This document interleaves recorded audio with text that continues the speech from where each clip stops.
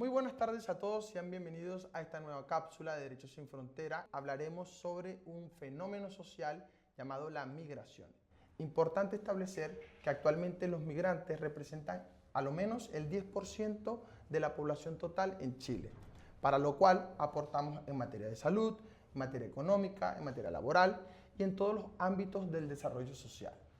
Pero también es importante establecer que existe una pequeña parte de esta población migrante que ha ingresado por pasos no habilitados, es decir, de forma irregular. Y es allí donde el Estado, a través de resoluciones administrativas, realiza las expulsiones. Y es justo acá donde vamos a hablar en esta entrevista. Para iniciar, me gustaría que hablemos sobre el mecanismo por excelencia que tienen estas personas afectadas respecto de esta resolución administrativa que ordena la expulsión del país y su prohibición de ingreso. Tenemos varios mecanismos, pero en principio la acción de amparo constitucional, que es una acción judicial que por su naturaleza expedita, es la más efectiva, porque atiende contra la privación a la libertad y movilidad de las personas y en consecuencia también pudiera resguardar algunos derechos constitucionalmente establecidos pues, en la Constitución y en las leyes.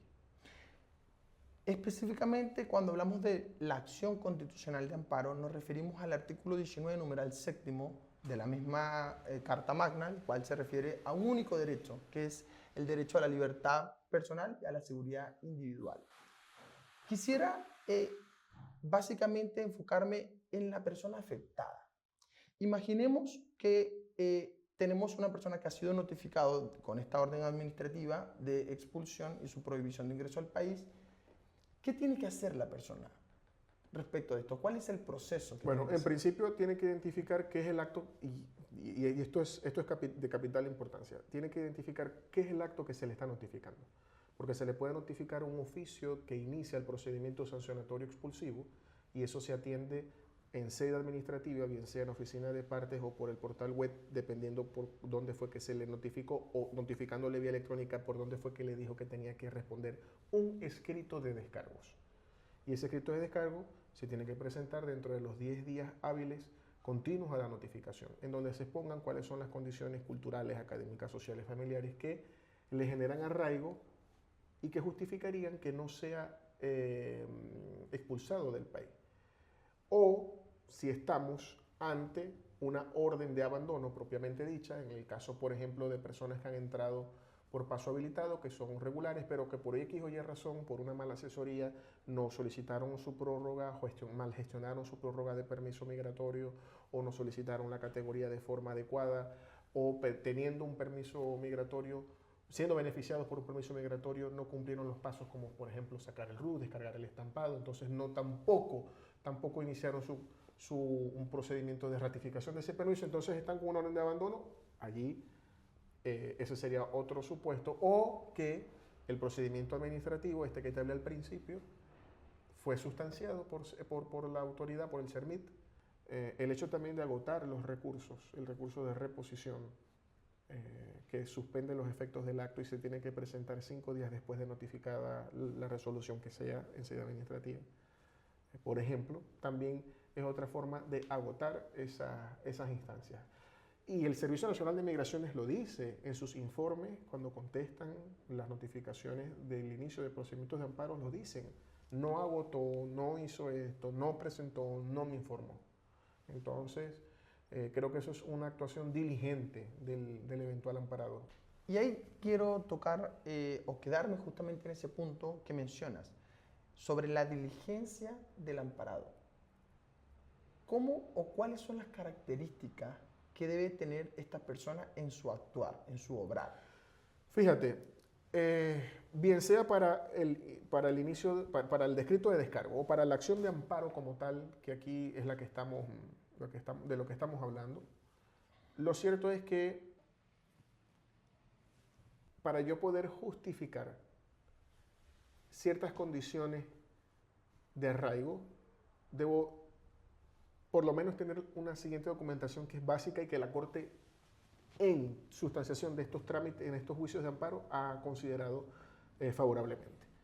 El arraigo familiar se demuestra, por ejemplo, a través de partidas de nacimiento, bien sea apostilladas o en el caso de los venezolanos por la circular número 10 del año 2024 no necesariamente tiene que estar apostillada porque sabemos que el consulado venezolano hasta ahorita sigue estando cerrado.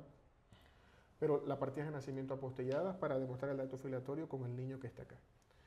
Si tienen unos hijos menores de edad que también entraron por paso no habilitado, ellos se pueden regularizar. Entonces también el hecho de haber demostrado la diligencia de la regularización o que están en trámite, aun cuando la regularización no sea extensiva para ellos, es importante que lo tengan porque así se le tutelan los derechos e intereses de los niños. Si tiene hijos acá, tiene que demostrar que ha sido diligente en el ejercicio de sus deberes como padre. ¿Y cómo se demuestra eso? El certificado de alumno regular, por ejemplo, certificado de niño sano, es decir, que tiene sus controles médicos. Pero también, por ejemplo, si hay algunas condiciones médicas, en particular tratamientos médicos, eso también se debe de acompañar.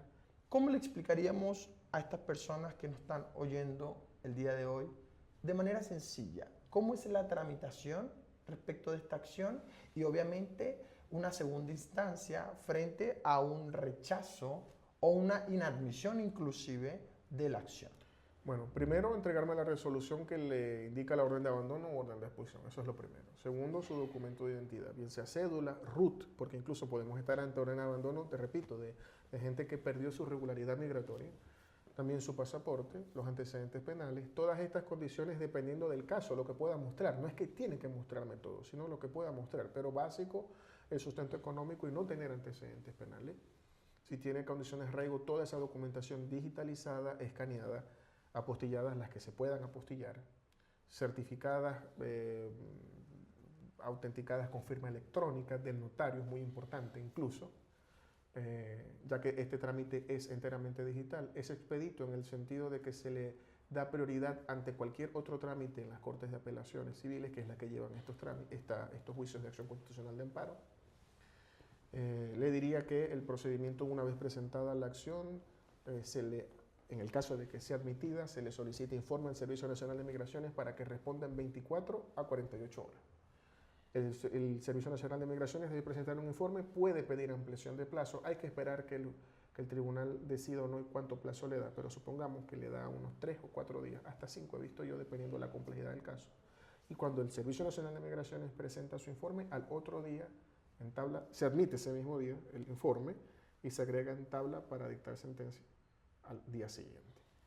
Si esa sentencia es favorable a nosotros, el Servicio Nacional de Migraciones tiene 5 días para apelar ante la Corte Suprema como segunda instancia. Y si la sentencia es desfavorable para nosotros, entonces presentaríamos apelación ante la Corte Suprema. Es importante decirles que la Corte, la judicatura como tal, no va a otorgarle un permiso de residencia. Claro, porque no se subroga. No se va a subrogar en la posición del Servicio Nacional de Migraciones, que es la autoridad encargada de eso. La Corte lo que va es a dejar sin efecto, cuando menos, sin efecto el acto administrativo que ordena el abandono o la expulsión, o cuando más, aparte de eso, establece un plazo de 15, 30, 45, 60, hasta 90 días para que el Servicio Nacional de Migraciones se pronuncie nuevamente con los nuevos antecedentes que se llevan ante la instancia judicial. ¿Y sabes qué es lo curioso en todo esto, Carlos? Sucede que me pasó con un cliente que tuve. Él estuvo inmerso y fue imputado en una causa única rol de un juzgado de garantía X y al final se le absolvió. Como en otros casos también se le sobreseyó o simplemente llegó a un acuerdo reparatorio, una salida alternativa. Esto no constituye una condena. Por ende, no hablamos de una sentencia condenatoria que emite un tribunal con competencia en materia penal. Y aún así habiendo sido condenado, mira, la jurisprudencia, puedes encontrar casos de gente que ha sido condenada hace 15, 20 años por delitos que si porte de armas, en fin, incluso hasta delitos más o menos graves. Pero la Corte Suprema ha dejado sin efecto órdenes de expulsiones porque ha considerado de que sería una doble sanción a hechos que ya fueron juzgados, que ya se cumplieron las responsabilidades, que se extinguió la responsabilidad penal. Sería oficioso presentar una acción de amparo constitucional. Pero la gente abusa a veces de la acción de amparo pudiendo presentar recursos administrativos, y al final eso, hablo de la gente, hablo de los operadores del derecho, procuradores y sus abogados con los que trabajan, porque es más oneroso, porque dan la impresión de que es más expedito, porque pueden dar al blanco cuando se encuentren ante salas constituidas de la Corte o del Tribunal, porque hay que tener presente de que no hay una jurisprudencia normativa en este país. O sea, hay un principio de relatividad del fallo y los criterios cambian. Yo he tenido situaciones, Brando, y tú también, y lo hemos conversado, totalmente iguales, que han sido valoradas de forma diferente. Pero bueno, ellos atinan a eso y al final lo que están perjudicando es al amparado. ¿Por qué? Porque el amparado ciertamente tiene instancias para no abusar de la acción de amparo, que es expedita, que es efectiva, en desmedro de recursos administrativos que dan en sede administrativa espacios para poder plantear los hechos y que al final, ponen en una situación más favorable al amparado, porque como lo comentamos anteriormente, las Cortes nos han dicho, cuando presentamos acciones de amparo, donde el amparado no agotó nada, o sea, no presentó escritos de descargo, dependiendo del caso, porque es un trámite, porque es un migrante en condición de irregularidad migratoria, o porque no presentó recursos administrativos porque tenía orden de abandono al no ratificar su permiso migratorio o al perder su regularidad. La Corte ha dicho, ¿por qué usted llega a esta instancia? Y no esto que usted me dijo, que trabajaba, que tenía hijos, que tiene esta condición de enfermedad, lo que sea, que cualquier, repito, antecedente que implique arraigo, ¿por qué no lo mostró en sede administrativa? ¿Por qué se esperó llegar a esta instancia? Entonces, así como nosotros le pedimos al Servicio Nacional de Migraciones de que sea expedito, que no siempre lo ha sido, cuando últimamente sí los tiempos se han acortado, así como le pedimos que nos informe, que a veces generan correos, que hay correos con mucha desinformación, también nosotros tenemos que ser diligentes y entender de que todas esas instancias, cuando me notifican, hay que atender el escrito de descargo, hay que dar la opción del recurso. ¿Por qué es importante recalcar que la acción constitucional de amparo es la herramienta más efectiva frente a estas arbitrariedades? Por su celeridad y por el alcance que tiene como herramienta de conservación o de resguardo de los derechos y garantías constitucionales. Las personas que se vean vulnerados, amenazados, perturbados o flagelados respecto de este derecho, que es la libertad personal y la seguridad individual, deben recurrir sí o sí a una asesoría jurídica competente y especializada en el área.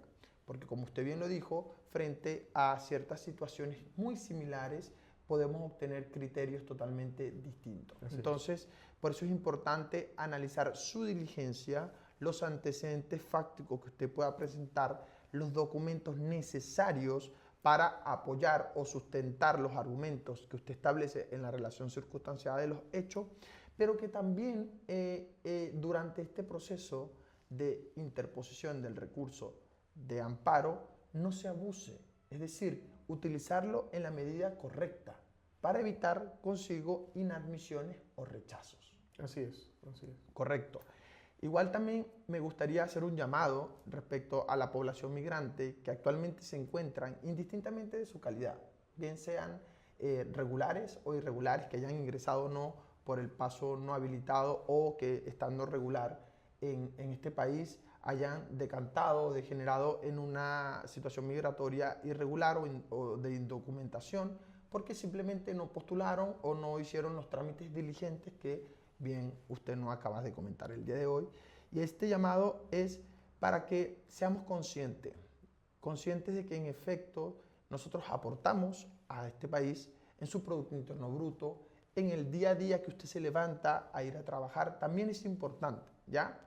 Entonces, si usted es víctima de una arbitrariedad de la entidad administrativa, llámese Servicio Nacional de Migraciones o de cualquier otra entidad administrativa del Estado, es importante saber que usted tiene derechos y que estos derechos son fundamentales y radican en su persona, es decir, es esencial, no respecto de su calidad migratoria. Claro. Y justamente allí, para darle un cierre a esto, muchas consultas se nos han llegado porque lo que se avisora para los migrantes es un poco, usted dijo zona gris, yo lo llamaría una zona negra, porque si bien es cierto, existen ciertas extremidades actualmente postulantes a la presidencia, que este año tenemos elecciones, por un lado tenemos una regularización, pero por el otro lado tenemos una expulsión masiva. Bueno, a ver, en principio, y ya aquí entramos, ya aquí cerramos lo que es el tema del derecho como tal, ¿Correcto? y hablamos de la cuestión política, desde esa mirada de derecho, pero de la cuestión política. Esto es una opinión mía personal, no de Derechos Sin Frontera, y quiero ser tajante con eso para no generarte alguna responsabilidad ni a tu equipo. Y es lo siguiente. Sea del tinte político que sea, yo creo que en principio todos hablan del mantenimiento de expulsiones, es decir, hasta de redadas he escuchado yo. Ciertamente hay instrumentos normativos como la Convención Interamericana de Derechos Humanos o la Convención de Derechos, el Pacto de Derechos Civiles y Políticos que restringen acciones de esta naturaleza. Sin embargo, yo puedo entender, y esto repito, es una opinión mía, que el fenómeno migratorio es eso, es un fenómeno. Yo no me adhiero a la corriente que lo entiende como un derecho, ¿no?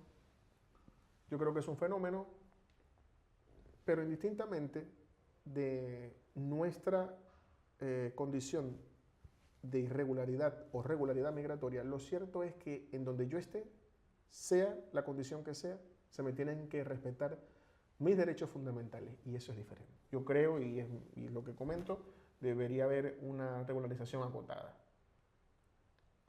Y si van a haber arbitrariedades, porque puede ser que las hayan, obvio. Entonces aquí tendríamos estas herramientas de recursos administrativos o de acciones constitucionales de amparo para que esas arbitrariedades no se den, porque siempre se va a dar, o sea, se han dado hasta ahorita, porque se han dado, si no tuviésemos sentencias favorables, y probablemente se den en el futuro. Ahorita, por ser una cuestión política, el tema de la migración creo que no es tema. Muchas gracias a todos por haberse quedado hasta el final del video y, por supuesto, a don Carlos por haber asistido hoy día. Gracias.